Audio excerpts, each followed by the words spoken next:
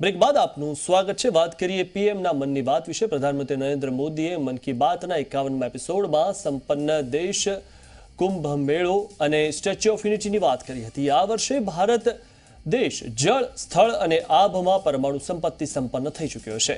ત્યારે જ પ્રયાગરાજમાં યોજાનાર કુંભ મેળા અંગે પણ પ્રધાનમંત્રીએ જણાવ્યું હતું કે એક સાથે દેશ વિદેશના લાખો લોકો જોડાશે। તે સાથે જે શ્રદ્ધાળુઓ પવિત્ર સ્નાન બાદ અક્ષય વટના પણ પુણ્ય દર્શન કરી શકશે। સાથે જ સ્ટેચ્યુ ઓફ યુનિટી પર યોજાયેલા ડીજી કોન્ફરન્સ અંગે પણ પ્રધાનમંત્રી નરેન્દ્ર મોદીએ માહિતી આપી હતી।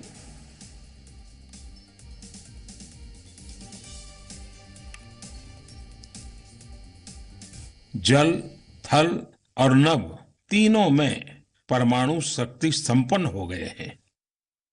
कुंभ का स्वरूप विराट होता है। जितना दिव्य उतना ही भव्य। देश और दुनिया भर के लोग आते हैं और कुंभ से जुड़ जाते हैं। 15 जनवरी से प्रयागराज में आयोजित होने जा रहा विश्व प्रसिद्ध कुंभ मेला, जिसकी शायद आप सब भी बहुत ही उत्सुकता से प्रतीक्षा कर रहे होंगे कि पिछले वर्ष यूनेस्को ने कुंभ मेले को intangible cultural heritage of humanity की सूची में चिन्हित किया।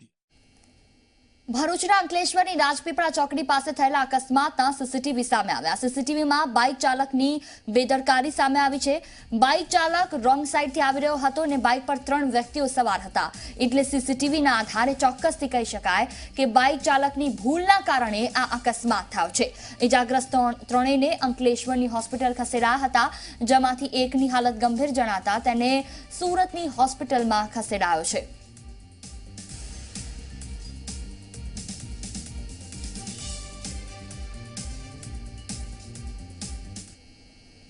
અને હવે વાત કરીએ માસૂમ બાળક પર ઘાતની।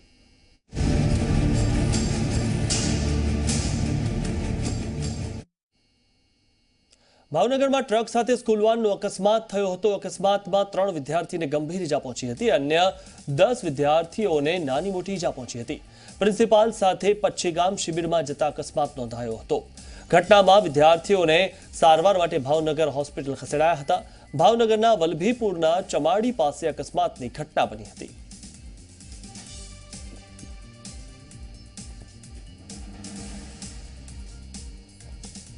ભાવનગરમાં સ્કૂલ વાન અને ટ્રક વચ્ચે થયેલા અકસ્માતમાં એક વિદ્યાર્થીનું મોત થયું છે। ક્યાં સુધી માસૂમનો ભોગ લેવાતો રહેશે? તો સળગતા સવાલ જે ઉઠી રહ્યા છે, કેમ સ્કૂલ વાન ચાલકોને આકરો દંડ કરાતો નથી? વારંવાર કેમ આ પ્રકારની ઘટનાઓ બની રહી છે? કેમ અસલામતી ઊભી થાય છે? કેમ સલામતીના આકરા માપદંડ નથી અપનાવાતા? તો સ્કૂલ વાન ક્યાં સુધી બનતી રહેશે યમવાન?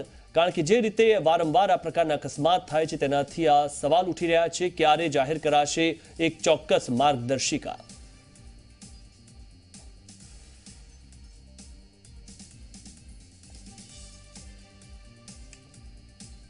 રાજ્યમાં હાલ વિદ્યાર્થીઓના અકસ્માતની ઘટનામાં ઉત્તરોત્તર વધારો જોવા મળ્યો। હાલમાં અગાઉ 26મી ડિસેમ્બરે છોટાઉદેપુરમાં ગમખ્વાર અકસ્માતની ઘટના બની, જેમાં એસટી બસ અને બાઇક વચ્ચે અકસ્માત થતા વિદ્યાર્થીઓ ફસાઈ ગયા।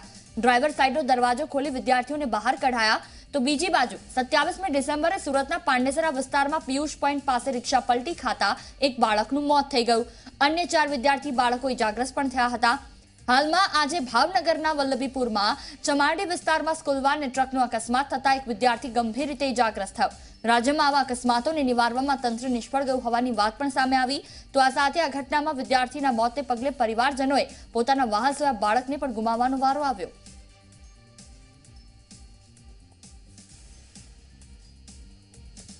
રાજ્યભરમાં સ્કૂલ બસના વિદ્યાર્થીઓના અકસ્માતની છાશવારે બનતી ઘટનાઓ સામે આવી રહી છે, જેને લીધે માસૂમ વિદ્યાર્થીઓ અકસ્માત અને મોતનો ભોગ બની રહ્યા છે। ત્યારે જુઓ આ વિડીયો વિદેશનો છે, જેમાં આપ વિડીયોમાં જોઈ શકો છો જ્યારે સ્કૂલ બસ ઊભી રહે ત્યારે કેવા કડક નિયમનું પાલન કરાય છે। સ્કૂલ બસ ઊભી રહે ત્યારે બસનું સિગ્નલ ખુલે છે કે તરત જ સાઈડમાં અવરજવર કરતી કાર તાત્કાલિક ઊભી રહી જાય છે। વિડીયોમાં જોઈ શકો છો કે બાળકો સ્કૂલ બસમાંથી ઉતરી જાય ત્યાં સુધી કાર ઊભી રહે છે। બાળકોના ઉતરી ગયા બાદ સ્કૂલ બસ ટ્રાફિકનું સિગ્નલ બંધ કરતા કાર રવાના થાય છે। આ તો વિદેશનો વિડીયો છે। સ્કૂલ બસની સલામતી માટે આવી સલામતી રાજ્યમાં ક્યારે થશે તે એક પેચીદો સવાલ છે। આ કોઈનું મહિમા મંડન નથી, પણ એક સવાલ છે, આટલા નહીં તો થોડા કડક તો થઈ શકીએ ને? ક્યારે માસૂમ માટે આપણે જાગૃત થઈશું? ક્યારે સ્કૂલ બસને લઈ કડક માર્ગદર્શિકા બનાવાશે? આ વાયરલ વિડીયો આ સવાલ પૂછે છે કે વિદેશમાં આવી સલામતી હોય તો આપણા ત્યાં કેમ નથી? જો સ્કૂલ બસની સલામતીને લઈને આવા નિયમ આપણે ત્યાં બનાવાય તો ચોક્કસથી આવી દુર્ઘટનાને અટકાવી શકાય છે. રાજકોટની જવાહર શિશુ વિહારના 2 વિદ્યાર્થીઓ પ્રવાસ દરમિયાન દીવના દરિયામાં લાપતા થયા, જેમાંથી એક વિદ્યાર્થીની લાશ નાગવા બીચ પરથી મળી આવી. 2 દિવસથી પરિવાર અને તંત્ર દરિયામાં બાળકોની લાશની શોધખોળ કરી રહ્યા હતા, તો લાપતા બાળકની લાશ મળી આવતા પરિવાર તો ભાંગી પડ્યો. હજુ એક વિદ્યાર્થીની લાશ નથી મળી. મહત્વનું છે કે રાજકોટની જવાહર શિશુ વિહારમાંથી વિદ્યાર્થીઓને પ્રવાસે લઈ જવામાં આવ્યા હતા. તે દરમિયાન દીવના દરિયામાં નહાતી વખતે 2 વિદ્યાર્થીઓ લાપતા થઈ ગયા હતા.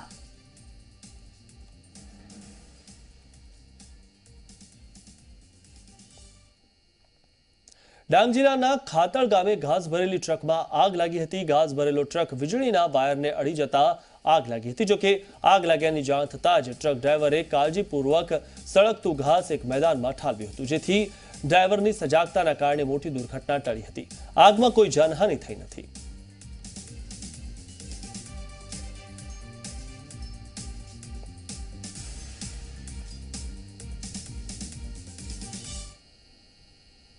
વલસાડના ધમડાચી વિસ્તારમાં આવેલા મવાણી કેમિકલ્સ નામની કંપની પર જનતા રેડ પાડવામાં આવી. કંપની દ્વારા ખુલ્લામાં કેમિકલયુક્ત પાણી છોડાતા ગ્રામજનોમાં રોષ ફાટી નીકળ્યો, જેથી ગામ લોકોએ જાતે જ કંપની પર પહોંચીને રેડ પાડવામાં આવી. ગામ લોકોનો આરોપ છે કે વર્ષોથી મવાણી કેમિકલ્સ કંપની દ્વારા કેમિકલયુક્ત લાલ પાણી ખુલ્લામાં છોડવામાં આવે છે. લોકોના બોરિંગમાં પણ લાલ પાણી આવી રહ્યું છે. ધમડાચી ગામના લોકોએ ચીમકી ઉચ્ચારી છે કે જો વહેલી તકે આ કંપની બંધ કરવામાં આવે અને જીપીસીબી આ કંપની સામે પગલાં ભરે.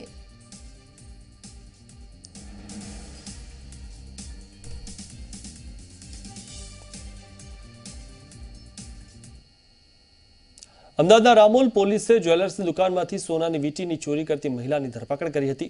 પોલીસે ઝડપેલી મહિલા આરોપીએ અમદાવાદના પૂર્વ વિસ્તારમાં મોટાભાગના જ્વેલર્સને ટાર્ગેટ બનાવીને દુકાનોમાં જઈને વીંટી ખરીદવાના બહાને તે જતી હતી અને જ્યાં કોઈને શંકા જાય નહીં તે રીતે ઓરિજિનલ વીંટીની જગ્યાએ નકલી વીંટી મૂકી દેતી હતી. પોલીસે વોચ ગોઠવીને મહિલા આરોપીની ધરપકડ કરી હતી. પતિની દારૂની લત માટે ચોરી કરતી હોવાનું મહિલા આરોપીએ કબૂલ્યું હતું. પોલીસે મહિલા આરોપીની ધરપકડ કરી વધુ તપાસ હાથ ધરી હતી.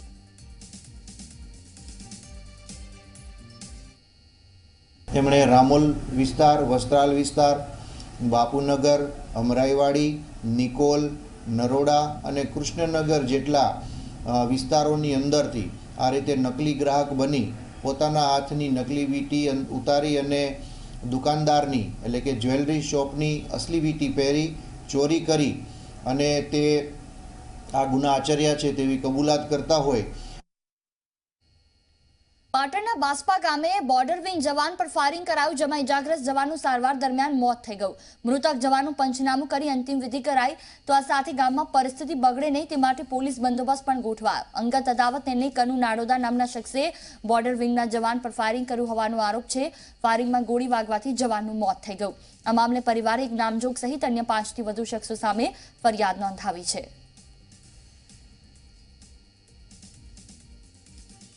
પ્રજાપતિની જે દુકાન છે એની આગળ નારસિંહજી ચમનજી વાઘેલા અને બીજા ઈસમો ઊભા હતા, ત્યારે જૂની અદાવતનું મનદુખ રાખી કનુભાઈ શંકરભાઈ ગોહિલ નાડોદાએ તેમની પાસેથી ગેરકાયદેસરના તમંચાથી ફાયરિંગ કરી અને તેઓને ઈજા પહોંચાડેલી.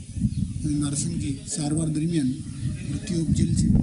તે બાબતે સમી પોલીસ સ્ટેશનમાં ગુનો દાખલ કરવામાં આવેલો છે અને તપાસ. સરપંચનો ભાઈ સાથે વાત કરતા હતા, આ લોકોએ હુમલો કર્યો, ભાઈને ફાયરિંગ કરી નાખ્યું. ફાયરિંગ કર્યા પછી અમે તો દવાખાને લઈ ગયા હતા. જાણ થઈ એટલે તો કોઈ હાજર નહોતા. દવાખાને લઈ ગયા પછી પોલીસે તપાસ કરી તો નરેન્દ્રભાઈના ઘરેથી રાઇફલ કે રેવોલ્વર 2 હથિયાર મળ્યા હતા.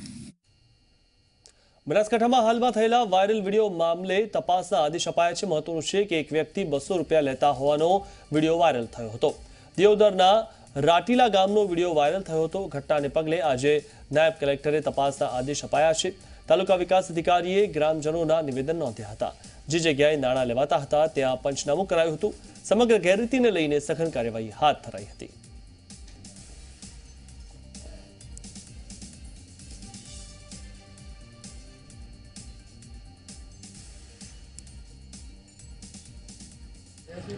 કરવા જોઈએ તાર તો સેટા જ મેળવા પડે. લસાઈ કરો કચરો તારો ઊંધું પેડ કરી તો કઈ સુરતમાં વ્યાજખોરના આતંકથી યુવાને આપઘાત કરી લીધો. ભાવેશ રાઠોડ નામના યુવાને 50,000 રૂપિયા વ્યાજે લીધા હતા. જો કે તે પૈસા પરત આપી શક્યો ન હતો. પૈસા પરત મેળવવા વ્યાજખોરો વારંવાર ધમકીઓ આપતા હતા, જેનાથી કંટાળીને ભાવેશે આપઘાત કરી લીધો. આ મામલે પરિવારજનોએ ભાવેશના મૃતદેહનો અસ્વીકાર કરાયો, સાથે વ્યાજખોરો સામે કાર્યવાહી કરવાની પણ માંગ કરી છે.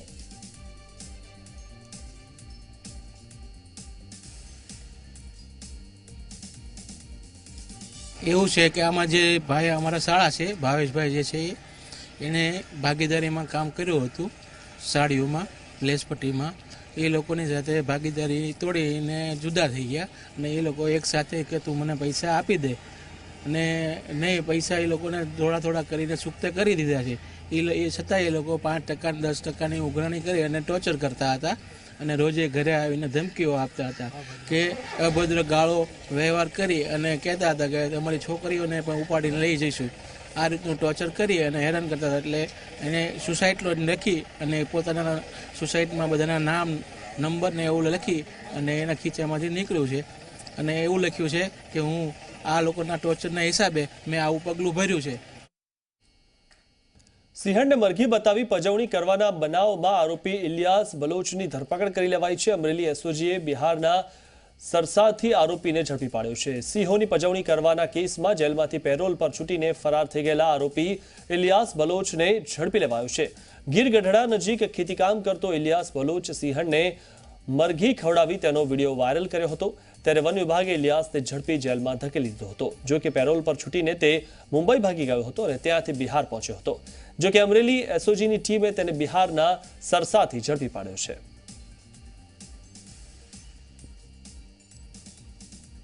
મુખ્ય આરોપી ઇલિયાસ મકરાણી જે હતો એ છેલ્લા 6 માસથી જેલમાં હોવાના કારણે તેને કોઈ જામીન મંજૂર નહીં થયેલા, તેથી એને પેરોલ માંગેલી. પેરોલ 5 દિવસની મળેલી અને પેરોલ જમ્પ કરી અને નાસ્તો કરતો હતો. અને આ ખૂબ ચર્ચાસ્પદ બનાવની અંદર સંડોવાયેલો મુખ્ય આરોપી બોમ્બે સ્થાયી થઈ જવાનો હતો.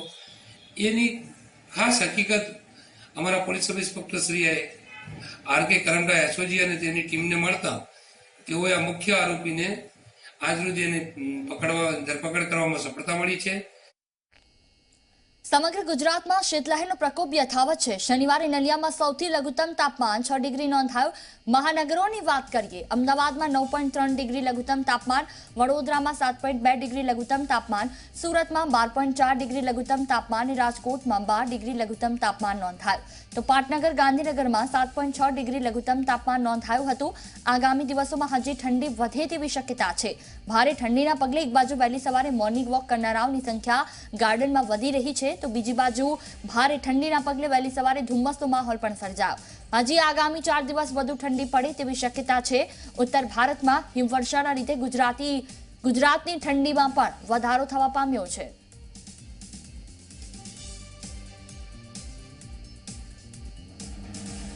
સમગ્ર રાજ્યમાં હાડ થીજવતી ઠંડી પડી રહી છે. ઉત્તર ભારતમાં પડેલી હિમવર્ષાને પગલે ગુજરાતમાં ભારે ઠંડીની અસર જોવા મળી છે. વાત કરીએ રાજ્યની તો નલિયામાં લઘુત્તમ તાપમાન 6.2 ડિગ્રી નોંધાયું. ડીસામાં 7.5 ડિગ્રી લઘુત્તમ તાપમાન નોંધાયું. વાત કરીએ મહાનગરોની તો અમદાવાદમાં 11.4 ડિગ્રી લઘુત્તમ તાપમાન નોંધાયું. વડોદરામાં 8 ડિગ્રી લઘુત્તમ તાપમાન નોંધાયું. સુરતમાં 16.4 ડિગ્રી લઘુત્તમ તાપમાન નોંધાયું અને રાજકોટમાં 12.3 ડિગ્રી લઘુત્તમ તાપમાન નોંધાયું હતું. ઉત્તર ભારતમાં પડેલી હિમવર્ષાને પગલે ભારે ઠંડીની અસર જોવા મળી છે.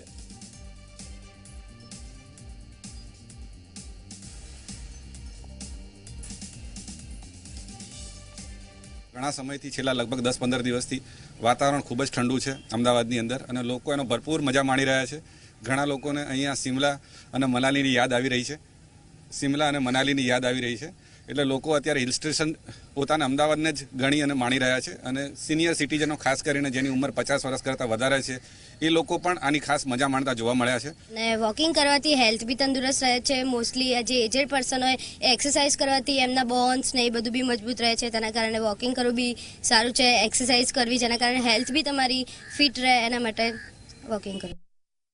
सुबह आप सूरत में ठंडी कभी कभी होती है तो आपको इसको एंजॉय करना चाहिए. सुबह आप साइकिलिंग कीजिए, रनिंग कीजिए और उसके बाद ठंडी का मज़ा विद चाय की चुस्की बहुत इम्पोर्टेंट है. और साथ में ये सब फ्रेंड्स साथ में मिलते हैं तो मज़ा दुगना हो जाता है. तो एंजॉय सूरत की ठंडी कभी कभी मिलती है हमें.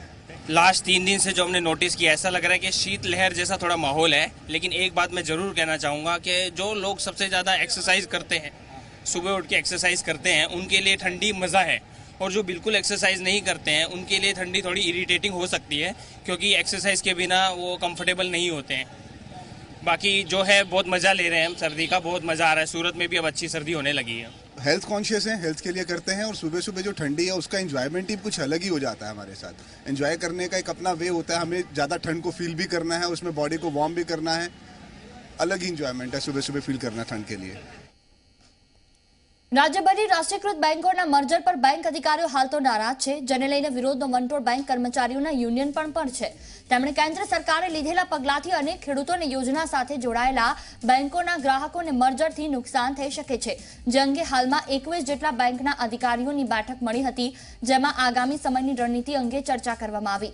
બેઠકમાં એવો નિર્ણય કરવામાં આવ્યો કે જો બેંકોને મર્જર કરવાની નીતિ અટકાવવામાં આવશે નહીં તો લોકો સાથે મળીને બેંક અધિકારીઓનું યુનિયન રોડ પર ઉતરશે. હાલમાં તેને લઈને લોકોમાં જાગૃતતા લાવવા માટે યુનિયને સિગ્નેચર કેમ્પેઇન શરૂ કરી દીધું છે.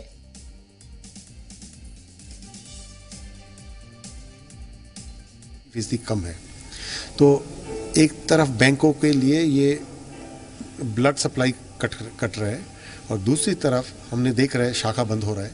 बहुत सारे बैंक अपना शाखा बंद कर रहे हैं कि क्या बोले ये लॉस कर रहा है. तो लेकिन वो शाखा तो सर्विस दे रहा है आम आदमी के लिए, सोशल सर्विस दे रहा है. जिसके पास मुद्रा लोन पहुंच रहा है, जनधन अकाउंट खोल रहा है, इतने सारे काम कर रहे हैं. फिर भी सरकार हमारा जो वेतन के बात चल रहा है भाई पटेल बेस सेटलमेंट, वो एकदम नाराज़ है. वो हमको जो एक भीख जैसे दे रहा है 2%, 3%, 4% से करके, तो हमने वो रिजेक्ट कर दिया. तो इसके आगे हमने आगे और लड़ाई है. ये सिर्फ अंगड़ाई है, अभी तो बाकी लड़ाई है.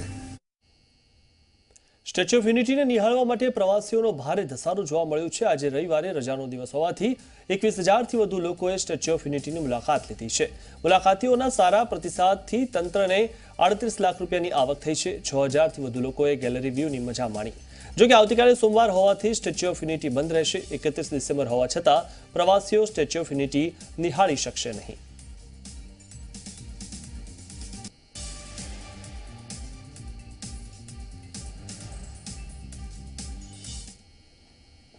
વડોદરામાં ટ્રાફિક પોલીસ નો પાર્કિંગ માટે શરૂ કરેલા અભિયાન પર બ્રેક લાગી ગઈ. ટ્રાફિક પોલીસ અને વડોદરા કોર્પોરેશને સંયુક્ત રીતે લોકોને વાહન પાર્ક કરવામાં સુવિધા મળે તે માટે નો પાર્કિંગ અને પાર્કિંગના બોર્ડ, ઝેબ્રા ક્રોસિંગની કામગીરી શરૂ કરી. શહેરના ટ્રાફિકથી ધમધમતા માંડવી, અલકાપુરી, ન્યાય મંદિર સહિતના અનેક વિસ્તારોમાં રોડ પર પીળા પટ્ટા મારવાનું નક્કી કર્યું અને તે મુજબ પીળા કલરના પટ્ટા પણ માર્યા.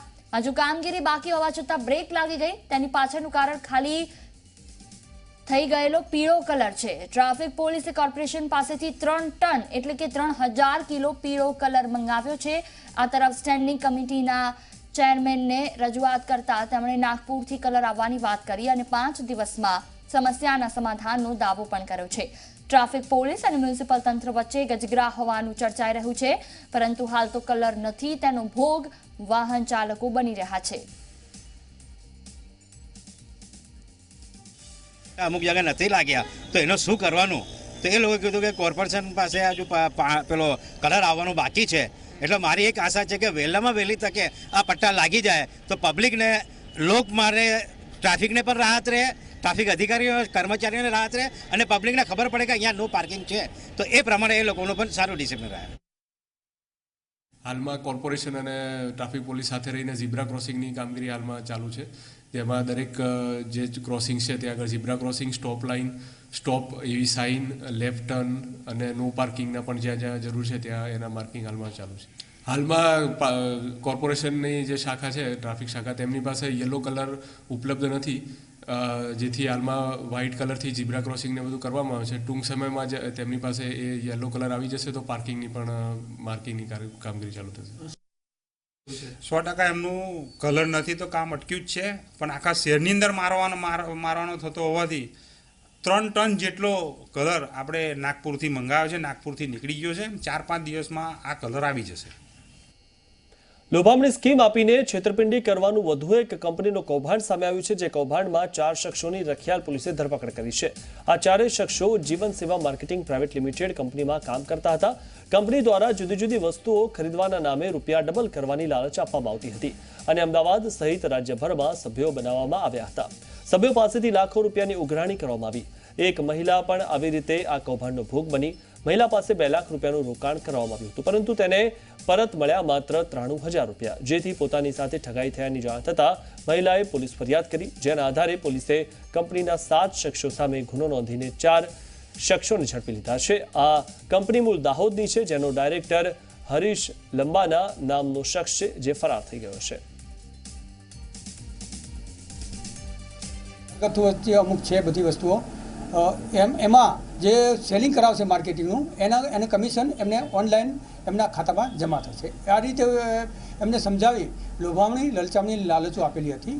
એટલે એમની પાસે 1,99,000નું રોકાણ કરાયું અને એ રોકાણ કરાવતી વખતે એમને એવું જણાવવામાં આવેલું હતું કે તમને રોકાણ કરેલી રકમના 15,000 રૂપિયા તમને આપવામાં આવશે અને તમે અમારી કંપનીનું જે માર્કેટિંગ સેલ કરશો એના 5% લેખે, એટલે કે તમને 15,000 રૂપિયા બીજા, એટલે મહિને 30,000 રૂપિયા આપવાની લાલચ આપેલી. નવસારીના આરક સિસોદરા ગામે શેરડીના ખેતરમાંથી અજાણી મહિલાની લાશ ડિકમ્પોઝ હાલતમાં મળી આવી. જે અંગે લાશનું પોસ્ટમોર્ટમ કરાવતા તેની હત્યા થઈ હોવાનું ખુલ્યું. આ અંગે વધુ તપાસ કરતા મહિલા સુરતના લસકાણાની હંસાબેન ખેની હોવાનું બહાર આવ્યું. હત્યા તેના પ્રેમી ભાવેશે કરી હોવાનું સામે આવ્યું છે, જેને લઈ તેની પૂછપરછ હાથ ધરાતા ગભરાયેલા પ્રેમીએ પોતાના ઘરે ઝેરી દવા પી લેતા સારવાર માટે હોસ્પિટલ ખસેડાયો, જ્યાં સારવાર દરમિયાન તેનું મોત થઈ ગયું.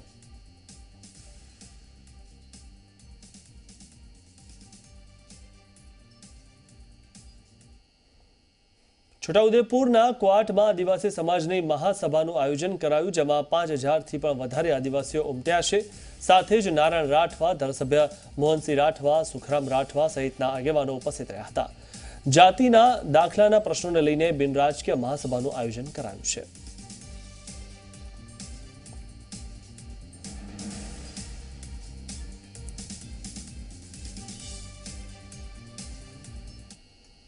આણંદના આંકલાવમાં મહી કેનાલમાં ગાબડું પડતા વાવેલી શાકભાજીને નુકસાન થયું છે. સિંચાઈ વિભાગની બેદરકારીનો આરોપ પણ આંકલાવના પ્રકાશનગરમાં ઘટના બની છે અને ત્યાંના ખેડૂતો લગાવી રહ્યા છે. ગાબડું પડતા વાવેલી શાકભાજીને મોટા પ્રમાણમાં નુકસાન થયું. વારંવાર આ પ્રમાણે કેનાલમાં ગાબડા પડે છે, જેના કારણે ન આગળ પાણી પહોંચી શકે છે અને જ્યાં ગાબડું પડે છે તેની આસપાસના ખેતરોમાં પણ પાણી ભરાઈ જાય છે. અમદાવાદમાં રિવરફ્રન્ટ ખાતે ચાલી રહેલા એબીવીપીના 64માં રાષ્ટ્રીય અધિવેશનનું સમાપન થયું છે. ધ્વજા અવતરણ સાથે અધિવેશનનું સમાપન કરવામાં આવ્યું. તો સમાપનની સાથે સાથે અધિવેશનમાં એબીવીપીની નવી કારોબારી સમિતિની પણ જાહેરાત કરવામાં આવી, જેમાં મહેસાણાના છગન પટેલનો રાષ્ટ્રીય ઉપાધ્યક્ષમાં સમાવેશ કરવામાં આવ્યો છે. અધિવેશનમાં 3 પ્રસ્તાવ પર પસાર કરવામાં આવ્યા છે, જેમાં શિક્ષા ક્ષેત્રમાંથી માઓવાદીના પ્રસારને હટાવવાની આવશ્યકતા, સર્વાંગી વિકાસ તરફ આગળ વધતા ભારત સામેના પડકારો અને શહેરી માઓવાદને લગતા વિષય અંગેના પ્રસ્તાવો પસાર કરવામાં આવ્યા. તો અધિવેશનમાં એવું નક્કી કરવામાં આવ્યું કે દેશભરમાં શિક્ષણ સંસ્થાઓમાં ડોક્ટર વિક્રમ સારાભાઈના યોગદાન વિશે માહિતી આપતા કાર્યક્રમો એબીવીપી દ્વારા હાથ ધરાશે.